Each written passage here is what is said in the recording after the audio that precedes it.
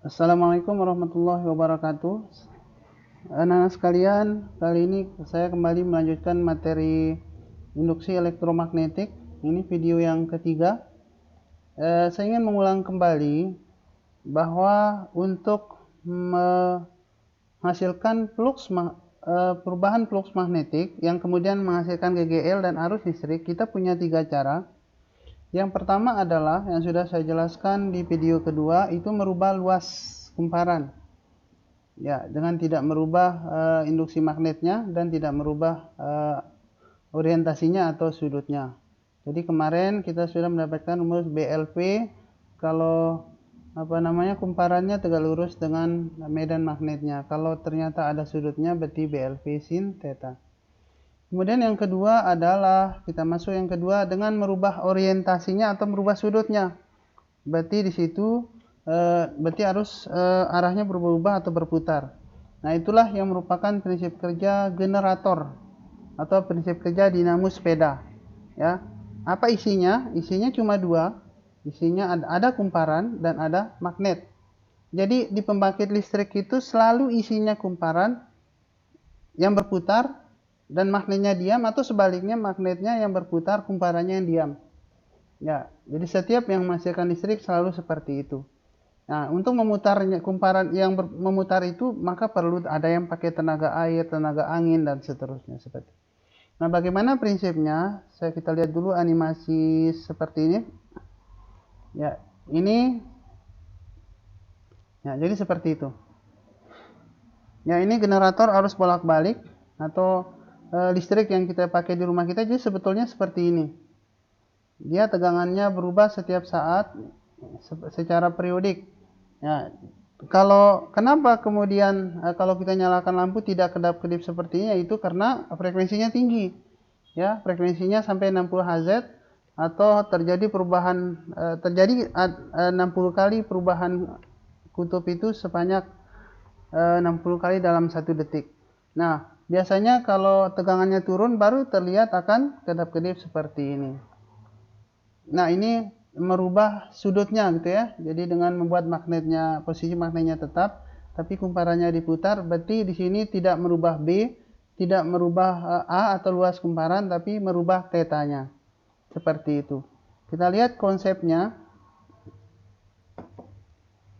Ya, ini persamaan apa yang terjadi? Tadi kita lihat grafik arus yang dihasilkan itu berupa fungsi sinus gitu ya, artinya berubah-ubah. Maka nanti arus yang dihasilkan atau tegangan yang dihasilkan itu, GGL yang dihasilkan, jelas fungsi sinus. Anak-anak di matematika sudah belajar grafik fungsi sinus, kosinus, dan tangen. Jadi seperti ini. Nah, persamaannya adalah dari rumus flux BA kali cos theta, atau B kali A dikali cos omega T. Nah, di graf melingkar beraturan, sudut sama dengan kecepatan sudut kali waktu, sama dengan graf lurus, itu jarak sama dengan P kali T, seperti itu. Nah, GGL yang timbul adalah, ya, maka kita tuliskan menjadi seperti ini bentuk grafiknya. Oke, GGL dari rumus hukum Faraday itu min N delta flux per delta T min N D per dt turunan terhadap waktu dari B kali A cos omega T.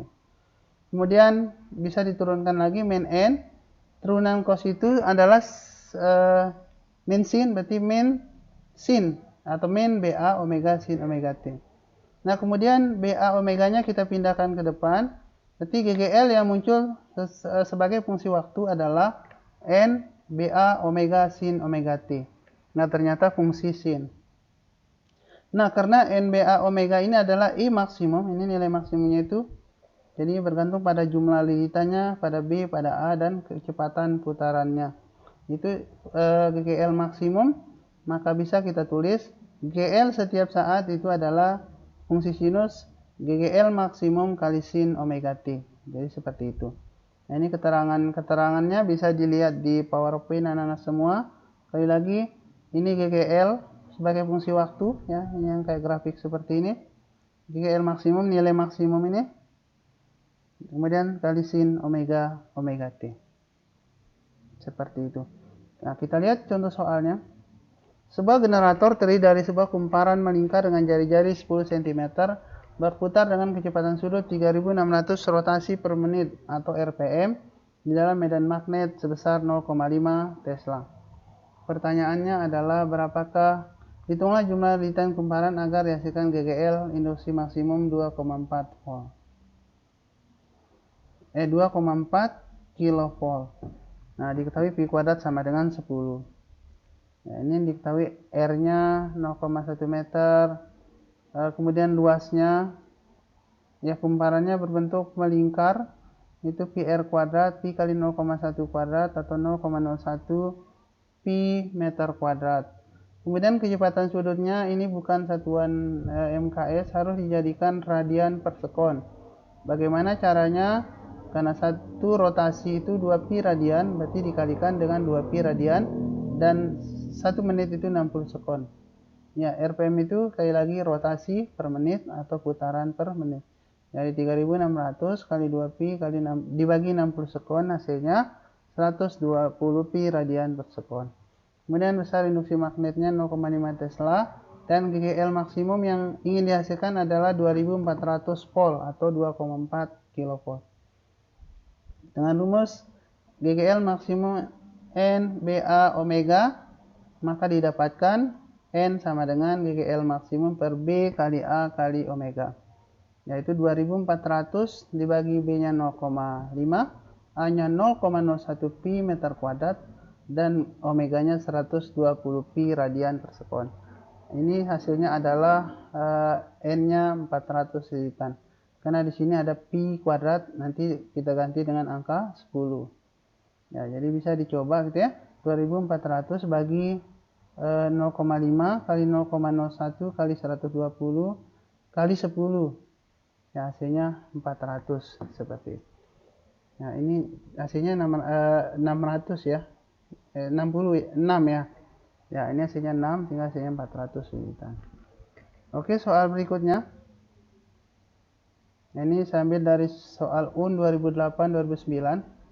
Suatu kumparan terdiri dari 200 lilitan dengan penampang berbentuk persegi panjang 10 cm dan lebar 5 cm diputar dengan kecepatan sudut 60 radian per sekon dalam medan magnet homogen 0,5 Tesla. GGL yang timbul, ya GGL maksimum maksudnya soal ini, karena kalau GGL setiap saat tidak seperti ini. Kita jawab, N 200 lilitan, luasnya dalam panjang kali lebar yaitu 50 cm kuadrat. Kita jadikan meter kuadrat dibagi dengan 10.000 atau kali 10 pangkat min 4. Jadi 5 kali 10 pangkat min 3 meter kuadrat. Omeganya sudah satuannya MKS, radian per sekon, dan induksi magnetnya 0,5 Tesla. GGL maksimumnya NBA omega, gampang ingat rumusnya ini, NBA omega. N-nya 200, B-nya 0,5, A-nya 5 kali 10 pangkat min 3, dan omega 60. Jawabannya 30 volt jawabannya ya. Oke, gampang kan? Ya. Kalau diulang-ulang insya Allah mudah. Berikutnya yang terakhir adalah GGL induksi akibat perubahan induksi magnet. Yang A sudah ya. Perubahan luas sudah, perubahan sudut sudah, yang terakhir perubahan B-nya. Bagaimana B-nya itu bisa berubah? Kita lihat seperti ini. Ini ada loop.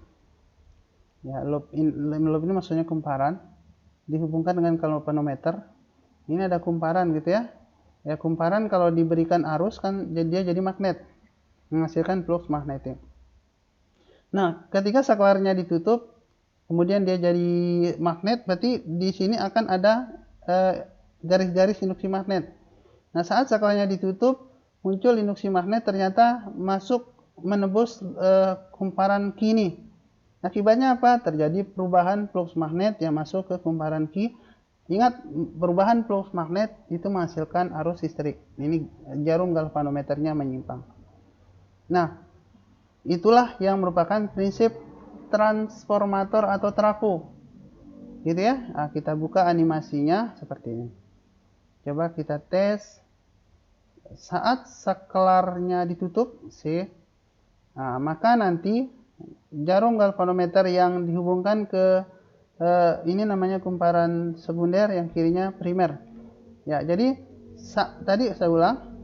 Nah, sesaat ditutup, ternyata jarum galvanometernya menyimpang. Tapi kembali lagi ke nol.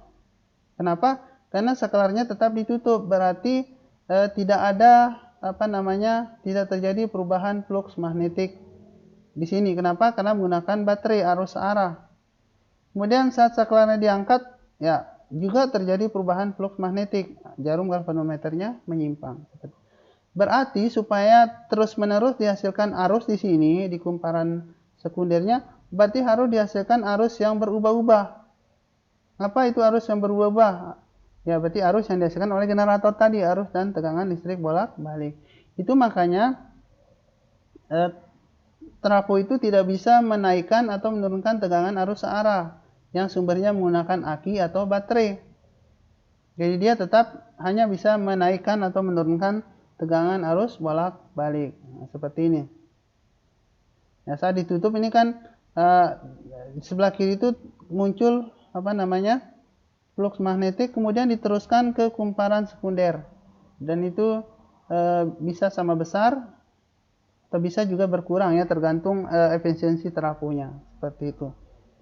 Kita lihat konsep prinsip kerja trafo. Nah, tadi sudah saya tunjukkan ini ya. Ya, berarti GGL yang muncul di sini di dalam inti besi ini itu min N kali A-nya konstan, ini luas penampang besinya, kali delta B per delta T. Dan hasilnya adalah, nah ini dia trafo, langsung ke prinsip kerjanya. Oke. Di kumparan sekunder primernya itu berlaku min N primer, jumlah lilitan primer kali perubahan flux magnetik kali per delta T. Sedangkan di kumparan sekundernya juga berlaku rumus yang sama. Min N jumlah lilitan sekunder dikali perubahan flux magnetik per delta T. Nah, karena delta flux per delta T untuk kedua kumparan primer dan sekunder sama, maka kita bisa membandingkan ini. Jadi ES per NS sama dengan E GGL primer per NP. Jadi seperti ini. Ya, sehingga didapatkan GGL sekunder per GGL primer sama dengan N sekunder per N primer. Jadi berbanding lurus. Ya, artinya nanti di lilitan kumparan sekundernya, kalau lilitannya banyak, berarti tegangan yang dihasilkan semakin besar atau menaikkan tegangan, itu namanya trafo step up. Tetapi kalau lilitan sekundernya lebih sedikit dari lilitan primernya, maka itu tegangan yang dihasilkan itu lebih kecil atau turun gitu ya. Nah, itu namanya trafo step down, artinya menurunkan tegangan, atau berlakulah rumus seperti ini. Ini dari SMP sudah. Ya, GGL selanjutnya saya ganti dengan V saja, tegangan, ya, dan EP-nya ini tegangan primer. Maaf ada ambulan yang lewat. Oke, itu persamaannya. Kita lihat selanjutnya. Nah, kemudian trafo yang efisiensinya 100%, maka daya pada kumparan primer sama dengan daya pada kumparan sekunder. Daya itu rumusnya V kali I. Ingat di materi listrik dinamis kalau nggak salah di bab 1 itu. Ya, maka berlaku hubungannya V sekunder per V primer sama dengan I primer per I sekunder. Jadi berbanding terbalik. Nah, kemudian efisiensi trafo itu rumusnya adalah, ingat efisiensi itu adalah yang keluar bagi yang masuk. Misalkan saya makan 1000 kalori, saya pakai untuk melakukan usaha 800, berarti efisiensi tubuh saya 800 per 1000 atau 80%, karena ada 20% yang terbuang. Nah, ini sama juga daya keluaran per daya masukan atau daya sekunder dibagi daya primer kali 100%. Kita lihat contoh soalnya. Ya, oke, ini sudah muncul jawabannya. Nah, ceritanya begini, ini trafo penurun tegangan, lilitan sekundernya 150, digunakan untuk menurunkan tegangan 240 volt menjadi 6. Ya, jadi jauh sekali ya. Dan digunakan untuk menyalakan lampu 6 volt. Tentukan A lilitan pada kumparan primer, B arus yang mengalir pada kumparan primer jika pada kumparan sekunder mengalir arus 2 ampere dan efisiensi trafo 80%. Kita lihat Jadi dari rumus yang tadi yang ini, maaf yang ini. Ya, PS per PP sama dengan NS per NP. Kita jawab. Ya, N primer yang ditanya, jadi N sekunder P primer 150 kali 240 per 6. Ya, maka N primernya harus sebanyak 6000 lilitan. Ya, karena N sekundernya 150 gitu ya. Berarti N primernya harus sama dengan perbandingan ini. 240 banding 6 gitu ya. Maka 6000 dengan banding 150 itu sama dengan 240 banding 6. Kemudian efisiensinya diketahui 0,8. Harus sekundernya 2. Ini rumusnya. Efisiensi Vs IS P primer I primer. Nah, tinggal dibalik rumus ini. Berarti I primernya Vs kali IS dibagi efisiensi kali P primer. Jadi didapat hasil 0,0625 ampere. Oke, ini video yang ketiga ya. Jadi masih ada satu video lagi. Mungkin ini dulu yang bisa saya sampaikan. Selamat belajar anak-anak. Terima kasih. Tetap jaga kesehatan. Selamat siang. Assalamualaikum warahmatullahi wabarakatuh.